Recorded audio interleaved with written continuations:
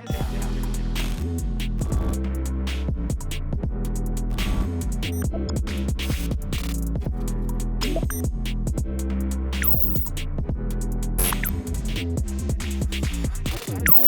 everybody, welcome back. Today I'm going to show you how I created the video that you just saw. This is not going to be a step-by-step video tutorial. It's going to be more of an overview, but I do have some other videos on my channel that go deeper into the techniques that I used to create the video that you just saw, that I just showed you. So without any further ado, let's get to it. The first thing I did is I downloaded a free 3D model from a stock site.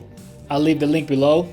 Then I brought that model into Cinema 4D and I had to reattach the textures, reconnect the textures to the model, which is not really that complicated. It does take a little bit of work because you do have to, depending on how many textures your 3D model comes with, you do have to go texture by texture. So it takes a little bit of time, but it's not really, once you do one, you know exactly what to do and it's not really that difficult. Once I have my model all textured in Cinema 4D, I opened After Effects and Element 3D and I brought my 3D model, my Cinema 4D file with the 3D model into Element 3D.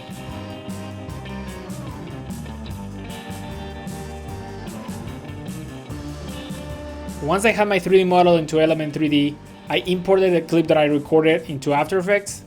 Then I created a mask around the area that I wanted to track. I pre-composed that clip and then I applied a 3D tracker to it.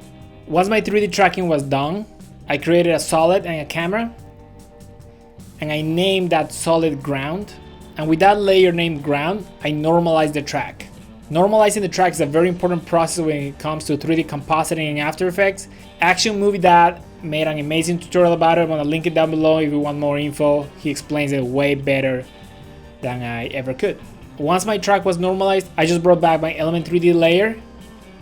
And since my track is now normalized, any 3D layer that I add to my comp is gonna sit right in the middle of the composition. After that was done, I created a custom texture layer to put in the middle of the screen of the TV. I basically just opened a new composition. I used the pen tool and I drew these two different faces, very simple, a devil face and a happy face. After I drew the faces with the pen tool, I animated the eyes. I just animated the scale of the eyes just to give it a little bit more of a movement. And also with the horns on the devil face, I animated the rotation, but I animated it using an expression. I just used a wiggle expression just to give it a little bit of random movement. To that, I added a couple of effects from Red Giant Universe, just to give it a little bit more of a look, a different look.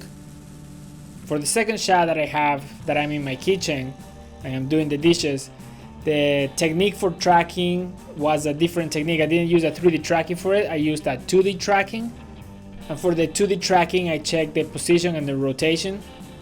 Once I tracked the clip, I just added a 2 keyframe animation to rotate the 3D model with my head when I rotate toward the camera. That was a very simple animation with only 4 keyframes. Once these clips were ready, I exported them both and then brought them into After Effects Beta to do the rotoscoping there. Once in After Effects Beta, I used the new rotoscoping tool to rotoscope the subjects very quickly. If you want to learn more how rotoscoping works in After Effects Beta with the new roto brush, I'm gonna leave a link below for a video that I created, a tutorial I created specifically for the new roto brush tool. So once my clips were rotoscoped, I exported them back, but just with an alpha channel. And then I brought them back into the current version of After Effects. Here's where I created some text and I put some of the text in the middle of the rotoscoped clip and the original clip. Then I added some glitch effect to the text from Red Giant's Universe. I also added the hologram effect, which I really like, it's pretty cool. And the VHS effect, just to give it a little bit more of a retro look.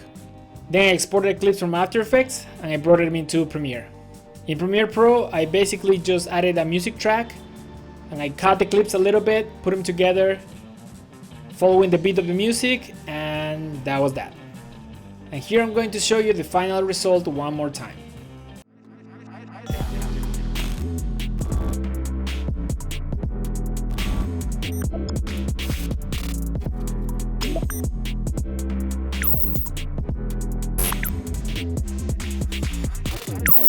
And that's it for today, guys. I hope you enjoyed this video. Make sure you like and subscribe, and I will see you guys on the next one. Alright, that's it. That's it!